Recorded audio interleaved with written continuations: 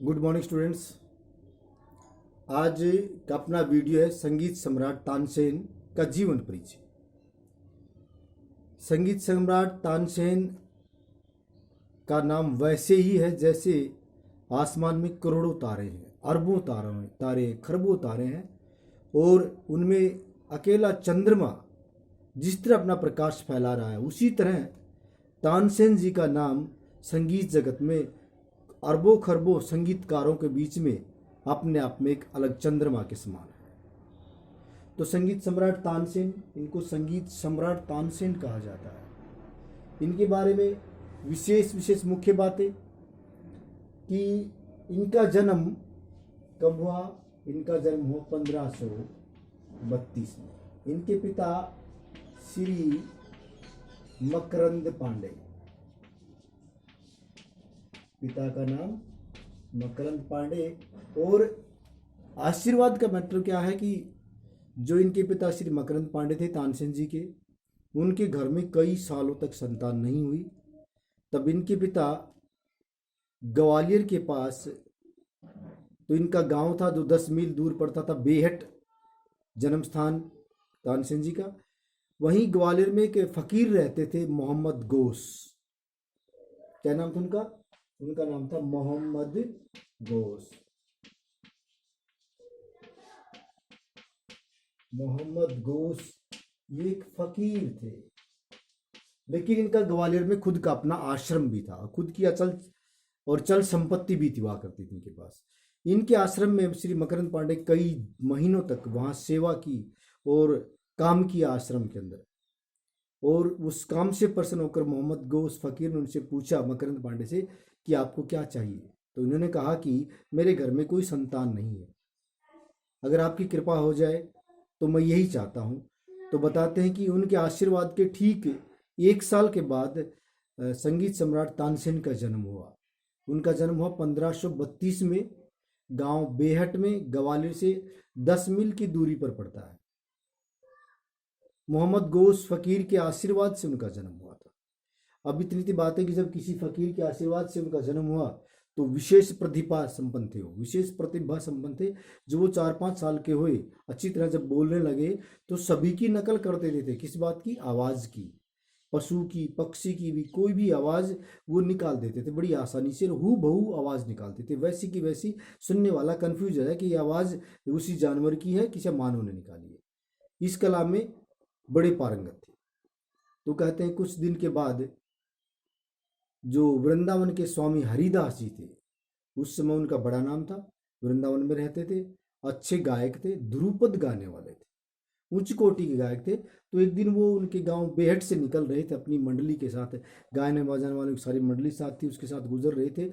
तो बाद में क्या होता है कि तानसेन, जिनका बचपन का नाम तन्ना मिश्र, तन्ना जो थे, किसी झाड़ियों में छुप करके इन्होंने बड़ी तेज आवाज शेर की निकाली। और सारी जो मंडली थी जो कच्चे रास्तों से जा रही थी, प्राचीन समय में कच्चे रास्ते होते थे, आसपास झाड़ियां होती थी, जंगल होता था, वन होता था, और किसी झाड़ी के पीछे छुप करके इन्होंने बड़ी तेज आवाज निकाली शेर की, जिससे सभी के सभी मंडली के सदस्य घबरा गए और डर गए। लेकिन स्वामी हरिदास ने इस बात को जान लिया कि ये तो शेर की आवाज नहीं है, किसी ने हमें बेवकूफ बनाया है। और जब जाकर के उन्होंने ढूंढा तो झाड़ियों के पीछे तन्ना मिश्र 5 साल का बच्चा निकला। वो उनका कान पकड़ के बाहर खींच के लाए और बोली, आवाज तूने निकाली? उसने कहा मैंने निकाली। बोले और किस किस की आवाज निकाल सकता है? उसने कहा सभी जानवरों की। तो वो जानवरों का नाम बताते गए जो उसने सुन रखे थे, उनकी आवाज हू बहू तानसेन जी निकालते रहे। तो इस प्रतिभा को देख करके बड़े प्रभावित थे स्वामी हरिदास जी। उन्होंने सोचा कि अगर इस बच्चा को संगीत की शिक्षा दी जाए तो ये बच्चा बहुत आगे तक जा सकता है। और उसके पिता के पास गए और उसके पिता से कहा कि आप अपने इस बच्चे को मुझे संगीत की शिक्षा प्रदान करने के लिए मुझे दे दीजिए। और श्री मकरंद पांडे ने इस बात की परमिशन दे दी। और फिर 10 साल तक वृंदावन में तानसेन जी ने संगीत की शिक्षा प्राप्त की अपने गुरु के पास रह करके। फिर एक दिन इनके पास संदेश आया कि इनके जो पिताजी हैं वो बीमार हैं, 10 साल हो गई थी वहाँ रहते रहते, और अपने पिता से मिलने के लिए वापस घर पे आ गए। घर पे आए तो इन्होंने अपने पिता की बहुत सेवा की, लेकिन वो मरणासन स्थिति में, मरने वाले थे, बहुत खराब कंडीशन थी उनकी स्वास्थ्य की। तो इनके पिता ने सोचा कि शायद मैं मरने वाला हूँ। उनके पिता ने कहा कि सुनो तानसेन से, बेटा कि जो तुम्हारा जन्म हुआ है वो मोहम्मद गौस फ़कीर ग्वालियर में रहते हैं, उनका अपना आश्रम है, उनके आशीर्वाद से तुम पैदा हुए थे हमारे घर में बड़ी सालों के बाद। तो मेरे मरने के बाद तुम वहाँ पर चले जाना और मोहम्मद गौस फ़कीर की किसी भी आज्ञा का उल्लंघन मत करना और उनकी पूरे तन मन से सेवा करना। ऐसा कह करके श्री मकरंद पांडे अपना शरीर छोड़ गए और उनका अंतिम संस्कार करने के बाद तानसेन जी ग्वालियर पहुंचे और मोहम्मद गौस फ़कीर को सारी बातें बताई और मोहम्मद गौस फ़कीर ने तानसेन को अपने पास रख लिया और अपनी सारी विरासत तानसेन के नाम कर दी। पूरा आश्रम और वहाँ का कार्यभार, अर्थात जो उस आश्रम की गद्दी नसीन उनको बना दिया कि मेरे मरने के बाद मोहम्मद गौस फ़कीर ने क्या किया कि मेरे मरने के बाद इस गद्दी पर तानसेन ही बैठे और उनको नाम भी दिया गया तानसेन। और संगीत की शिक्षा की वहाँ पर वो अच्छी तरह से अभ्यास करने लगे, अच्छी तरह से बढ़िया गाने लगे। तो ग्वालियर के महाराजा मान सिंह तोमर एक्सपायर हो चुके थे, उनकी पत्नी मृगनयनी उनका नाम था, जो बहुत अच्छा गाती थी। वो मंदिर में जाया करती थी, उसी मंदिर में तानसेन भी जाते थे। वहाँ दोनों तानसेन भी जो अपने भजन सुनाते वो भी सुनाती, तो वो उसकी गायकी से बहुत प्रभावित हुई। आखिर राजा की रानी थी, ग्वालियर के महाराज मान सिंह तोमर की रानी ने सोचा कि बड़ा अच्छा गाता है, तो इसलिए वो अपन को अपने घर पे लेके आई। और क्या किया उन्होंने, अपनी उनकी एक दासी थी जो बड़ी सुरीली गाती थी जिसका नाम था हुसैनी, उसके साथ तानसेन का विवाह करवा दिया। विवाह करवाने के बाद अपनी पत्नी को लेकर के अपने आश्रम पे ले आए और बताते हैं कि तानसेन का वैवाहिक जीवन बड़ा अच्छा गुजरा, क्योंकि अच्छा लंबा चौड़ा आश्रम था, उस विरासत के मालिक हो गए थे, अच्छी तरह काम करते थे, आश्रम को संभालते थे। और उनके 4 बच्चे पैदा हुए, सूरत सेन, शरत सेन, तरंग सेन, विलास खां, और एक लड़की पैदा हुई जिसका नाम सरस्वती था। और ये चारों बच्चे संगीत में बड़े अच्छे कलाकार बने। सरस्वती का नाम तो आज भी लिया जाता है, उनकी लड़की थी सरस्वती जिसका नाम था। कहते हैं कि बाद में रीवा के राजा रामचंद्र ने क्या किया कि तानसेन को अपना दरबारी गायक रख लिया। दरबारी गायक रखने के बाद क्या होता है कि वो बहुत अच्छा गाते थे, बड़ी बड़ी महफिलें सजा देते थे। तो एक बार उनके घर पे रीवा के राजा, जो ये मध्य प्रदेश में पड़ता है, रामचंद्र ने अपने घर पे कोई अच्छा प्रोग्राम किया था, जहाँ पर उस प्रोग्राम में उन्होंने दिल्ली के बादशाह अकबर को भी आमंत्रित किया हुआ था। और उस प्रोग्राम में रात के समय तानसेन का जब गायन हुआ तो सम्राट, तो क्या बादशाह सम्राट ही हैं, दिल्ली के जो रहने वाले थे, दिल्ली की गद्दी नशीन बादशाह अकबर, उनके गायन से बड़े प्रभावित हुए और उन्होंने कहा कि आप ये मुझे, तानसेन जी को मुझे दे दीजिए। एक ग्रंथ तो यहाँ भी कहता है कि रीवा के नरेश ने उनको देने से मना कर दिया, उनका युद्ध भी हुआ। फिर बाद में स्वयं तानसेन ने एक युद्ध में, दोनों की बराबर की लड़ाई रही, लेकिन फिर भी हारे नहीं रीवा के राजा रामचंद्र अकबर की सेना से। फिर बाद में तानसेन ने कहा कि मेरी वजह से आप युद्ध मत कीजिए, मैं उनके पास चला जाता हूँ, जब आप कहेंगे तब आपके पास भी आ जाऊँगा। और ये तानसेन जी चले गए फिर दिल्ली में महाराज अकबर के पास, और उनके पास 9 रत्न थे। 9 रत्नों में बड़े बड़े नाम आते हैं, रहीम जी हैं और अब्दुल फजल भी हैं और अपने तानसेन जी भी हैं। अलग अलग विभाग के अलग अलग व्यक्ति थे, बीरबल भी जिनका नाम आता था, वो भी उनके दरबार में 9 रत्न थे, जो 9 अलग अलग विभागों के अच्छी तरह संभालने वाले व्यक्ति थे, बड़े बुद्धिमान व्यक्ति थे। और उसी में तानसेन को उन्होंने अपने पास रख लिया और तानसेन को 9 रत्न की उपाधि में रख दिया, 9 रत्न की उपाधि से नवाजा गया। तो उनकी जो जितने भी संगीतकार जो दिल्ली में बादशाह अकबर के पास थे, सबसे ऊपर की गद्दी पर उन्होंने तानसेन को बैठा दिया। संगीत की महफिल में अब उनका राज चलने लगा। तो जो उसके दरबार में रहते थे, बादशाह अकबर के दरबार में बहुत से और जो गायक थे, वो सब तानसेन से जलने लगे कि यार ये कल का आया हुआ। उसमें बुजुर्ग भी थे, अच्छे गाने वाले भी थे, लेकिन तानसेन उनमें सबसे बढ़िया गाता था। इसको आप इस तरह मान सकते थे, गॉड गिफ्टेड था। और साथ में दूसरे स्वामी हरिदास जी के द्वारा शिक्षा। तो इसलिए मैंने कहा कि जो उनका गुरु मिला, उनका गुरु कौन था? उनका गुरु स्वामी हरिदास। हरिदास जी कौन? वृंदावन वाले, जो वृंदावन में रहते थे। और फिर वहां पर गद्दी नशीन होने के बाद जो उनके दरबारी गण, जो नीचे बचे हुए संगीतकार थे, उन्होंने क्या प्लान बनाई कि किसी तरह इसको हटाया जाए। लेकिन इसकी वजह से तो युद्ध भी हुआ है और राजा इसको लेके आए, अकबर इसको लेके आए हैं, तो ऐसे तो नहीं हटाएंगे, तो क्यों ना इसको खत्म कर दिया जाए। उन्होंने एक प्लान बनाई कि अगर तानसेन से राग दीपक सुना जाए तो बहुत अच्छा होगा। वो ऋतु दीपक राग सुनने की नहीं थी। बहुत से राग ऐसे हैं, अगर आप उनको गलत ऋतु के समय पे गाओगे, गलत समय पे गाओगे, तो उनका दुष्परिणाम आएगा सामने। प्रत्येक राग का एक गाने का समय होता है, उस समय गाते हैं तो बहुत अच्छा। अगर आप उसको दूसरी समय गाएंगे तो उसके दुष्परिणाम आएंगे, आपको परेशान करेगा वो। और तानसेन ने सभी रागों को सिद्ध किया हुआ था। राग सिद्ध करने के बाद ही प्राकृतिक रूप से अपने प्रभाव दिखाते हैं।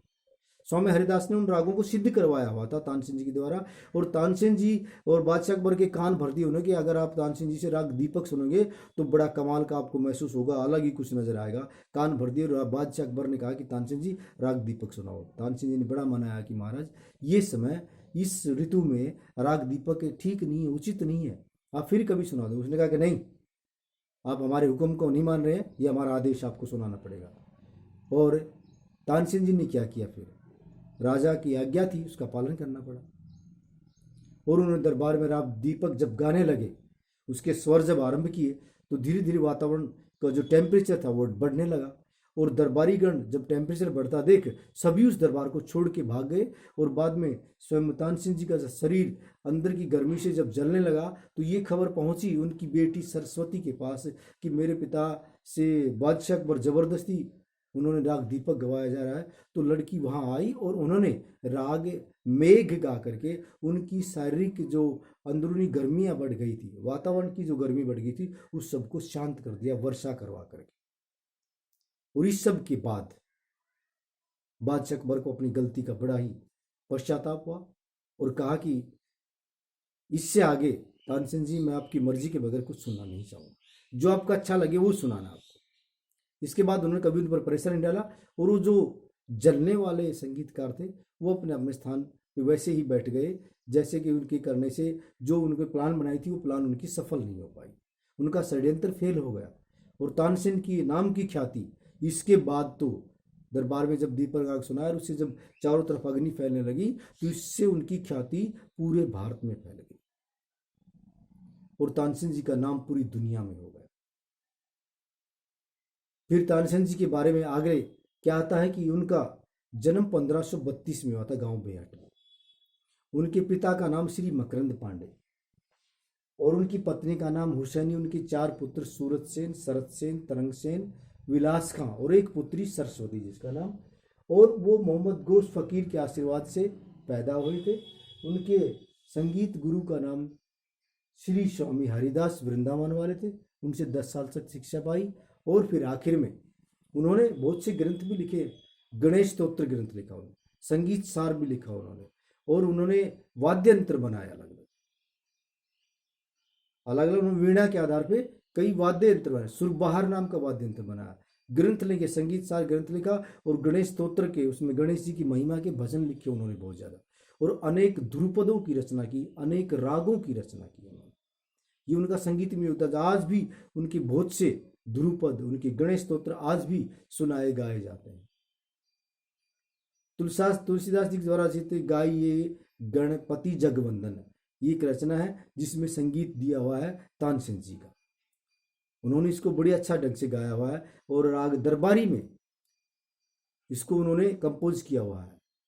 तो उन्होंने अनेक योगदान दिया, और फिर आखिर जब उनका मृत्यु का समय नजदीक आया तो उन्होंने अपने जितने चाहने वाले थे उनसे कहा कि मेरे मरने के बाद मुझे जहाँ मेरे जो आश्रम के जिनके आशीर्वाद से मैं पैदा हुआ था उनकी कब्र के पास ही मुझे दफना दिया जाए। और 1585 में उनकी मृत्यु हो गई। 1585 में उनकी मृत्यु हो गई। उनको ग्वालियर में ही मोहम्मद गोश फकीर की कब्र के पास ही दफनाया गया। अब जब भी उनके जो दिवस आते हैं उन दिवस पे वहाँ पर उर्स मनाया जाता है, बड़े बड़े आयोजन किए जाते हैं ग्वालियर में, बड़े बड़े गाने के प्रोग्राम किए जाते हैं।